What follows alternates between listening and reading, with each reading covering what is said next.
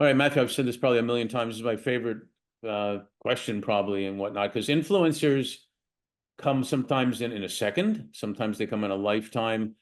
And a story I tell all the time when I speak is my grandfather, who was from him, my grandmother, my mom, my aunt, when they were from Kiev and they went to Canada. And when I was about 5, he used to take me for walks in the park. And one day I asked him, I said, Zeta, I called him, how do you know all these people that you talk to? And he said, well, one day there's a guy over there and I smiled at him and he started coming over to me and he smiled at me and we started talking and we're laughing. And then someone else came over and smiled and said something to us and became a friend.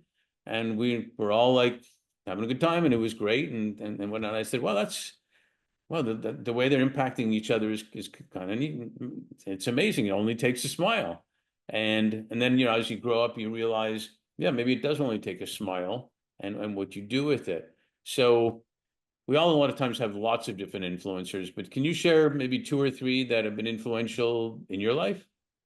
Yeah, to start the biggest were my parents. I just in my first book I wrote, Winning Tools. I tell people in that I hit the lottery, parent lottery, and who knows who has the best parents. I'm not going to say they're the best parents in the world. I'm saying they were the best parents for me. They were just so incredible. Would not let us take shortcuts. Would not let us be unkind. Filled us with faith and equipped us with a strong belief structure in our faith. And so they were the original. They were the OGs of my influence. And Dad's 84, Mom passed at 82, but just a lifetime of influence. And still, I just draw on that every day. I had an incredible experience when I was going through my early 20s. I'd gotten married. We'd had a child, got divorced, was sort of drifting, started waiting tables in a high-end steakhouse in Jackson, Mississippi, and was making, at the time I had cash in my pocket every night, Mark, and I just thought I was on top of the world.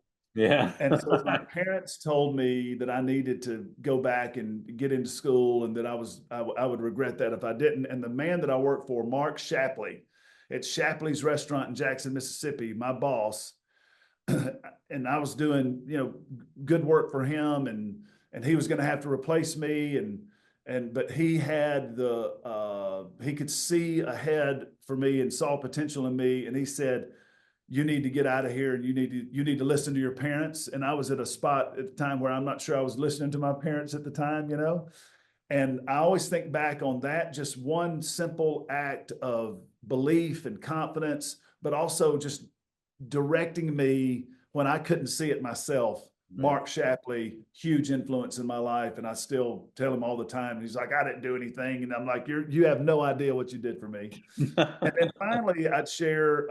I was struggling my first 2 years as a head coach at Kentucky. We were one game over 500 and had no momentum going.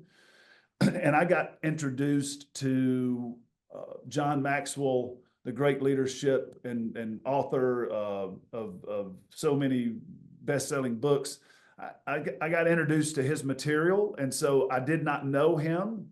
But I was just devouring anything. It just spoke to me of being a servant leader and putting character first. And I one day my student manager came through was bringing in my gear to get ready for practice, and she said, "Coach, I see you have all these John Maxwell books around your office. Would you like to meet him?" I said, sure, I'd like to meet him. She said, well, he's across the hall at Coach Calipari's office with my granddad. He's in town promoting a book. And so here comes John Maxwell, walks into my office about 20 years ago, and we've been friends, and he's been so encouraging to me along my journey as coaching. And now that I'm in the corporate world, he's just always inspiring me and influencing me. And so those are out of many incredible people that I've been blessed to have. Those are three that come to mind. That's awesome. It's interesting because we need to realize, I think teachers maybe do the most, maybe nurses too, that we're always influencing people. And Yeah. most of the time we might not know it. So it's our choice to be positive or negative. Yep. because you are going to be one or the other. And Yep. whether it's by reading a book or saying a nice thing or smiling at somebody, right? So, did you have them autograph every book you had? I think I have a couple of autographed, but it'd take him too long to autograph all the ones that I have up in book. Yeah, He was yeah, just probably happy you bought the books. yeah. That's right. Thanks for sharing all that. Yeah, happy to do it.